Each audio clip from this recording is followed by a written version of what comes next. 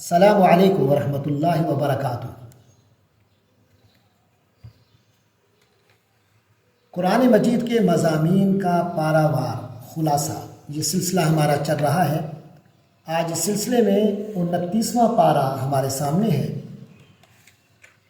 اس پارے میں یہ پارہ تبارک الذی کے نام سے جانا جاتا ہے۔ یہ پارہ 11 مکمل صورتوں پر مشتمل ہے۔ سورۃ الملک سورت نمبر 67 سے لے کر سورۃ المرسلات سورت نمبر 77 تک۔ سورۃ الملک 30 آیات پر مشتمل 2 رکوع، سورۃ القلم 52 آیات پر مشتمل 2 رکوع، سورۃ الحاقہ 52 آیات پر مشتمل 2 رکوع، سورۃ المعارج 44 آیات پر مشتمل 2 رکوع، سورۃ نوح 28 آیات پر مشتمل 2 رکوع، سورۃ الجن 28 آیات پر مشتمل 2 رکوع، سورۃ المزمل 20 آیات پر مشتمل 2 رکوع، اور سورۃ المدثر 56 آیات پر مشتمل 2 رکوع، سورۃ القیامہ 40 آیات پر مشتمل 2 رکوع، سورۃ الدہر 31 آیات پر مشتمل 2 رکوع، اور سورۃ المرسلات 50 آیات پر مشتمل 2 رکوع۔ تو اس طرح 29ویں پارے میں مجموعی طور پر 431 آیات ہیں، اور رکوع کیونکہ 11 صورتیں ہیں اور ہر صورت میں 2 رکوع ہیں، تو اس طرح اس میں 22 رکوع ہیں۔ تو سب سے پہلے ہم سورۃ الملک کو دیکھتے ہیں۔ سورۃ الملک جو اس پارے کی پہلی صورت ہے اور مجموعی طور پر قرآن مجید کی صورت نمبر 67 ہے مصحف کی ترتیب میں، یہ مکہ مکرمہ میں نازل ہوئی۔ اس کی 30 آیات ہیں، بڑی فضیلتیں وارد ہوئی ہیں۔ اس کے اندر 2 رکوع ہیں۔ تو احادیث میں اس کی صورت کی فضیلت آئی ہے۔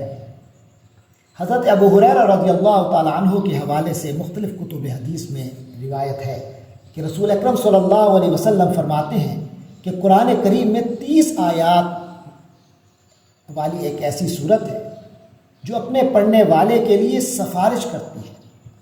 یا قرآن کریم میں 30 آیات ہیں جو اپنے پڑھنے والے کے لیے سفارش کرتی ہیں، چنانچہ اس کی مغفرت کر دی جاتی ہے۔ اس صورت کو مانعہ اور منجیہ یا منجیہ بھی کہا گیا ہے، یعنی عذاب قبر سے بچانے والی۔ یہی وجہ ہے کہ مشائخ کا معمول رہا ہے کہ وہ اسے نماز عشاء کے بعد بڑے اہتمام سے پڑھتے ہیں۔ اس صورت میں بنیادی طور پر 2 نکات ہمارے سامنے آتے ہیں۔ نمبر 1، آسمان و زمین پر حقیقی بادشاہت اللہ تعالیٰ ہی کی ہے۔ موت و حیات، عزت و ذلت، فقر و غنا اور ہر قسم کا نظام اسی کے دست قدرت میں ہے۔ وہ علیم و خبیر ہے، کوئی ذرہ اس کے علم سے باہر نہیں۔ اس کے علاوہ رب العالمین کے وجود اور وحدانیت پر تکوینی دلائل بھی اس صورت میں ہمارے سامنے آتے ہیں کہ آسمان کی چھت اور اس کے ستاروں سے لے کر زمین کا فرش اور اس میں پانی کے بہتے ہوئے چشمے سب ایک حکیم و خبیر ذات کے وجود کی خبر دے رہے ہیں۔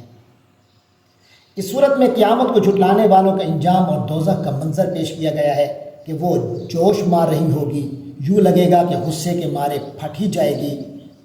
اور یہ بھی بیان ہوا ہے کہ اس جہنم میں داخل ہونے والوں اور داروغہ جہنم کے درمیان مکالمہ ہوگا۔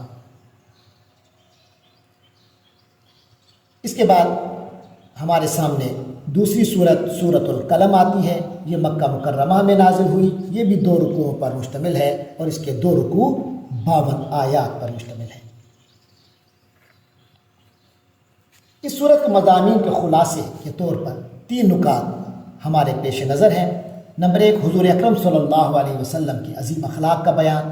نمبر 2، باغ والوں کا ایک واقعہ، اور نمبر 3، آخرت کے دن کی عظمت و ہولناکی کا بیان۔ اس صورت کی ابتدا اللہ تعالیٰ نے فرمایا، قلم کی قسم اٹھا کر فرمایا کہ حضرت محمد صلی اللہ علیہ وسلم کے مخالفین جو پروپیگنڈا کر رہے ہیں اس کا جواب دیا ہے، اور فرمایا ہے کہ آپ صلی اللہ علیہ وسلم اپنے رب کے فضل سے دیوانہ نہیں ہیں، بلکہ اس کے برعکس آپ صلی اللہ علیہ وسلم تو اخلاق عظیم کے مالک ہیں۔ اس صورت کے آخر میں حضور اکرم صلی اللہ علیہ وسلم کو مشرکین کی طرف سے پیش آنے والی ایذاؤں پر صبر کی تلقین کی گئی ہے۔ اس کے بعد اس میں باغ والوں کا واقعہ آیا ہے۔ عرب میں مشہور قصے کی طرف اشارہ ہے کہ ایک باغ جو یمن کے قریب ہی تھا، اس کا مالک اس کی پیداوار میں غورابا پر خرچ کیا کرتا تھا، لیکن اس کے مرنے کے بعد جب اس کی اولاد اس باغ کی وارث بنی تو انہوں نے اپنے اخراجات اور مجبوریوں کا بہانہ بنا کر مساکین کو محروم رکھنے اور ساری پیداوار سمیٹ کر گھر لے جانے کی منصوبہ بندی کی۔ اللہ نے اس باغ کو ہی تباہ کر دیا اور ان کو بعد میں پچھتاوا ہوا۔ پھر تیسرے نمبر پہ آخرت کے دن کی عظمت و ہولناکی کا بیان ہمیں اس میں ملتا ہے۔ اس صورت میں بتایا گیا ہے کہ آج جب کہ دنیا میں انسان کو اختیار دیا گیا ہے مگر وہ سجدہ نہیں کرتا، جبکہ قیامت کے روز جب اس کی ہولناکی اور عظمت عیاں ہوگی تو یہ سجدہ کرنا چاہیں گے یہ کافر، مگر کر سکیں گے نہیں۔ اس کے بعد سورۃ الحاقہ شروع ہوتی ہے۔ سورۃ الحاقہ بھی مکی صورت ہے، 2 رکوعوں پر مشتمل ہے اور ان 2 رکوعوں میں 52 آیات ہیں۔ حاقہ کے معنی ہے ثابت ہونے والی، تو اس سے مراد یوم قیامت ہے کہ اس دن اللہ تعالیٰ کے وعدے اور وعیدیں سب سامنے نظر آئیں گے۔ اس صورت کا اصل موضوع بھی نبی اکرم صلی اللہ علیہ وسلم کی سچائی کا بیان ہے۔ صورت کی ابتدا قیامت کی ہولناکیوں اور قوم سمود، قوم عاد جیسی قوموں کے برے انجام کے ذکر سے ہوا ہے۔ اس کے بعد اس صورت میں ان واقعات کا تذکرہ ہے جو قیامت سے پہلے سامنے آئیں گے، یعنی سور پھونکا جانا، زمین اور پہاڑ کا ریزہ ریزہ کر دیا جانا، آسمان پھٹ جانا، فرشتوں کا نزول کہ وہ انسانوں کا احاطہ کیے ہوئے ہوں گے۔ اس کے بعد نامہ اعمال دیے جانے کے وقت نیک لوگوں اور برے لوگوں کی مختلف صورتحال کا منظر سامنے آتا ہے۔ ایک طرف کی خوشی اور دوسری طرف کی حسرت کو پیش کیا گیا ہے۔ اللہ تعالیٰ نے بدبختوں کی نمایاں علامتیں بھی بیان کی ہیں کہ وہ اللہ پر ایمان نہیں رکھتے، وہ مسکینوں کو کھانا کھلانا تو دور کی بات اس کی ترغیب بھی نہیں دیتے، اور سعداء یعنی نیک بختوں اور اشقیاء یعنی بدبختوں کا انجام بتانے کے بعد رب کریم نے قرآن اور صاحب قرآن کی عظمت کو بیان کیا ہے، اور اس کی روشنی میں ایک بات جو کھل کر سامنے آتی ہے کہ اتنے عالی شان پیغام کو بھی قبول نہ کر سکنا اس بدنصیبی کا شکار ہونے کا اصل سبب نصیحت حاصل کرنے کی صلاحیت کا مفقود ہونا ہے۔ اس کے بعد سورۃ المعارج ہمارے سامنے آتی ہے۔ سورۃ المعارج بھی مکی صورت ہے۔ اس کی ابتدا میں کفار مکہ کے اس ڈھیٹ پن کو بیان کیا گیا ہے کہ وہ آپ صلی اللہ علیہ وآلہ وسلم کی دعوت کا مذاق اڑاتے ہیں اور آپ سے عذاب کو جلد لانے کا مطالبہ کر رہے ہیں۔ اس کے بعد قیامت کی منظر کشی ہے اور وہاں مجرموں کا جو حال ہوگا اسے بیان کیا ہے اور قیامت کے وقوع کا انداز بتایا ہے۔ اس کے علاوہ اس صورت میں ہمیں انسان کی فطرت اور طبیعت بھی بتائی گئی ہے کہ انسان کا اگر تزکیہ نہ ہوا ہو، اللہ کے آگے جھکنے والا نہ ہو، تو اس کے اندر بہت سی صفات بد غلبہ پا لیتی ہیں۔ اس کے بعد اللہ کے آگے جھکنے والوں یعنی مسلمین کی 8 صفات بیان فرمائی گئی ہیں۔ نمبر 1 وہ نماز کی پابندی کرتے ہیں۔ نمبر 2 ان کے مال میں سوال کرنے والوں اور سوال سے بچنے والوں دونوں کا حق ہوتا ہے، گویا کہ وہ حقوق کا خیال رکھنے والے ہیں۔ نمبر 3 وہ حساب و جزا کے دن کی ایسی تصدیق کرتے ہیں جس میں شک کی کوئی آمیزش نہیں ہوتی۔ وہ عبادت و اطاعت کے باوجود اللہ کے عذاب سے ڈرتے رہتے ہیں۔ وہ زنا اور جنسی غلاظت سے اپنے دامن کو بچا کر رکھتے ہیں، صرف حلال پر اکتفا کرتے ہیں اور حرام کی طرف نظر نہیں اٹھاتے۔ وہ امانتیں ادا کرتے ہیں اور عہد پورا کرتے ہیں، نہ عہد میں خیانت کرتے ہیں اور نہ وعدہ خلافی کرتے ہیں۔ وہ حق و عدل کے ساتھ گواہی ادا کرتے ہیں۔ وہ نماز کو اپنے اوقات میں ادا کرتے ہیں اور اس کے آداب و واجبات کا التزام کرتے ہیں۔ نیز یہ بھی بتایا گیا ہے کہ ان صفات کے حاملین جنتوں میں عزتوں والے ہوں گے۔ سورت کے اختتام پر اللہ تعالیٰ نے بعث و نشور کے حق ہونے اور اپنی بے پایاں قدرت پر قسم اٹھائی ہے۔ اس کے بعد سورت نوح ہمارے سامنے آتی ہے۔ یہ سورت نوح بھی مکی ہے۔ اس صورت میں حضرت نوح علیہ السلام کی طویل تبلیغ اور ان کے طریقہ دعوت کو بیان کیا گیا ہے۔ اس کی روشنی میں استغفار کے فوائد ہمارے سامنے آتے ہیں کہ یہ بارش کے نزول، مال میں اضافے، نرینہ اولاد اور مختلف انعامات کے حصول کا سبب ہے۔ اس کے بعد سورۃ الجن ہے۔ یہ صورت بھی مکی ہے۔ اس صورت میں جنات کے حوالے سے گفتگو ہے جو کہ انسانوں کی طرح شریعت کے احکام کے مکلف ہیں۔ ان میں بھی ایمان والے، بے ایمان، نیک اور بد سبھی ہوتے ہیں۔ اس صورت کی ابتدا ہی میں بتا دیا گیا ہے کہ جنات کی ایک جماعت نے قرآن مجید سنا۔ واقعہ کچھ یوں ہے کہ نبی کریم صلی اللہ علیہ وسلم وادی نخلہ میں گئے، نماز میں قرآن مجید کی تلاوت کر رہے تھے۔ جنوں کی ایک جماعت کا گزر ہوا تو انہوں نے قرآن مجید سنا تو انہیں کائنات میں ہونے والی تبدیلیوں کا راز مل گیا۔ ان کے دل دہل گئے اور انہیں قرآن کی صداقت کے آگے سر جھکا دیا۔ نہ صرف خود ایمان والے بن گئے بلکہ اس کے داعی بن کر اپنی قوم کے سامنے رب کریم کی شان اور عظمت بیان کی اور حق و باطل کو واضح کیا۔ اس صورت میں یہ بھی واضح کیا گیا ہے کہ مسجدیں صرف اور صرف اللہ کی عبادت کے لیے ہیں، ان میں کسی اور کو نہ پکارا جائے۔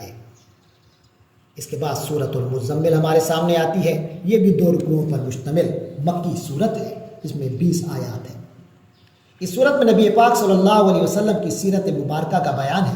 آپ کی عبادت و اطاعت، قیام و تلاوت اور جہاد و مجاہدہ کی حالت بیان کی گئی ہے، اور ساتھ ہی آپ صلی اللہ علیہ وسلم کو پابند کیا گیا ہے کہ آپ رات کی عبادت کو پوری رات کے بجائے کچھ حصوں تک محدود کر دیں۔ واضح کیا گیا ہے کہ عبادات کو روحانیت کے اونچے مقامات میں خاص دخل ہے۔ اس کے بعد یہ صورت آپ صلی اللہ علیہ وسلم کہ جھٹلانے والوں کو ان کے انجام بد سے باخبر کرنے کے لیے فرعون کا واقعہ تذکرہ کرتی ہے، جسے اللہ تعالیٰ نے اس کی کفر و سرکشی کی وجہ سے سخت وبال میں پکڑا۔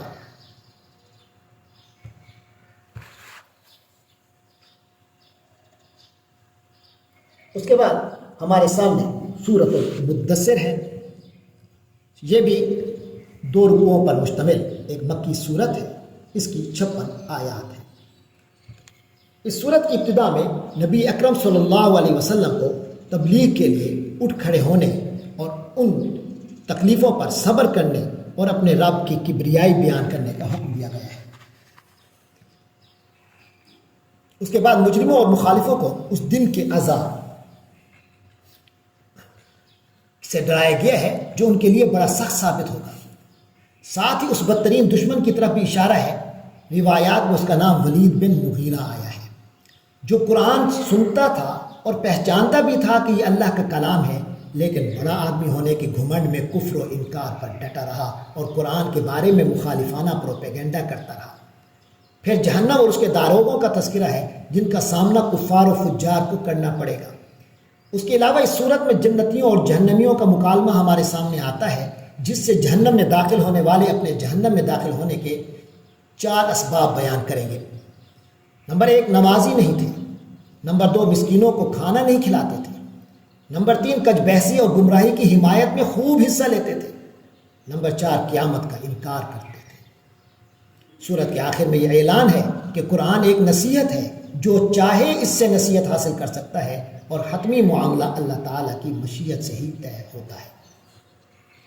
اس کے بعد اس پارے کی 9ویں سورت القیامہ ہمارے سامنے آتی ہے۔ یہ بھی 2 رکوعوں پر مشتمل ایک مکی صورت ہے۔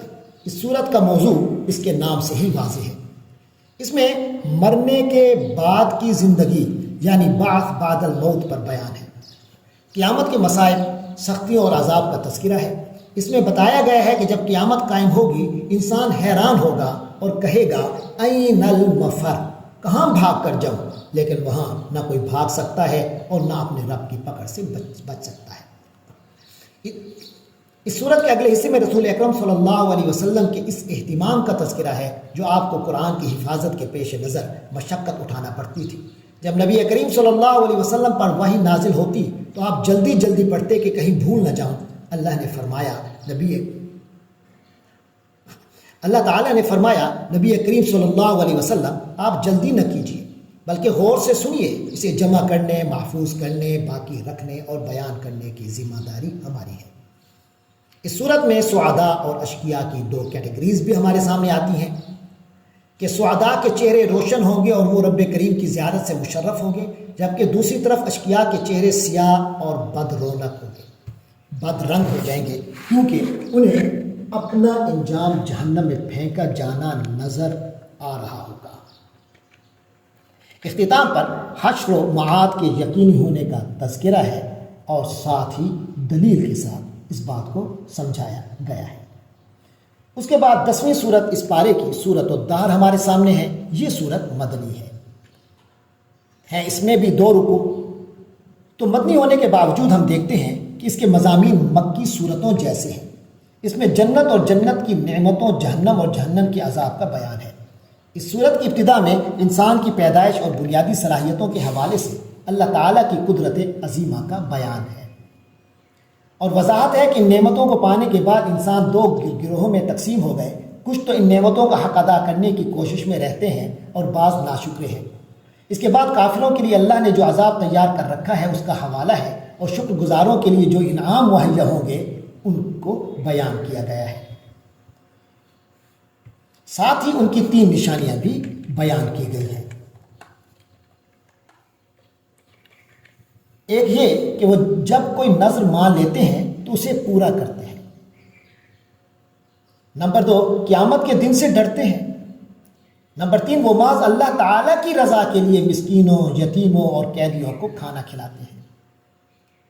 بتایا گیا ہے کہ انہیں ان کے نیک اعمال اور صبر کا نتیجہ جنت کی صورت میں دیا جائے گا، جہاں نہ گرمی، نہ سردی اور نہ ہی کوئی دکھ اور غم ہوگا۔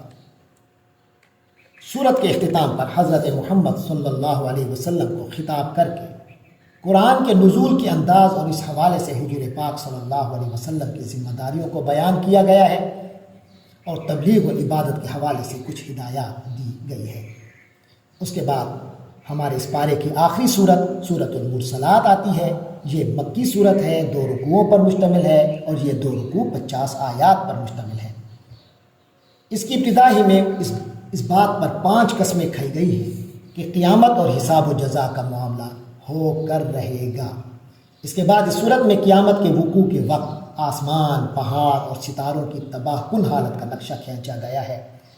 قیامت کے دن کو اللہ تعالیٰ نے یوم الفصل کا نام دیا ہے، کیونکہ اس دن مخلوق کے درمیان عدل و انصاف پر مبنی فیصلہ کیا جائے گا۔ اس طرح اس صورت میں قیامت کے وقوع، مجرموں کو دبوچ لیے جانے، انسان کی پیدائش، زمین کا بنایا جانا، اس میں مضبوط پہاڑوں کا رکھنا، اور پھر جہنم کے شعلوں کا بیان ہے۔ کافروں اور مشرکوں کا قیامت کے دن نہ بولنا، ان کے علاوہ اور بہت سی چیزوں کا تذکرہ کرتے ہوئے دہرا کر 10 بار یہ کہا گیا ہے کہ ان واضح چیزوں کے مشاہدے کے باوجود جو لوگ مکذبین یعنی جھٹلانے والے گروہ میں شامل ہیں ان کے لیے تباہی ہے۔ اور آخر میں کہا گیا ہے کہ اگر تم ان باتوں پر ایمان نہیں رکھتے تو پھر کس بات پر ایمان لاؤ گے۔ اس کے ساتھ ہی یہ پارہ مکمل ہوتا ہے۔ اللہ تبارک و تعالیٰ سے دعا ہے کہ وہ ہمیں قرآن مجید پڑھنے، سمجھنے، عمل کرنے کی توفیق دے، اس کے ساتھ ہمیشہ وابستہ رکھے۔ وآخر دعوانا ان الحمد للہ رب العالمین۔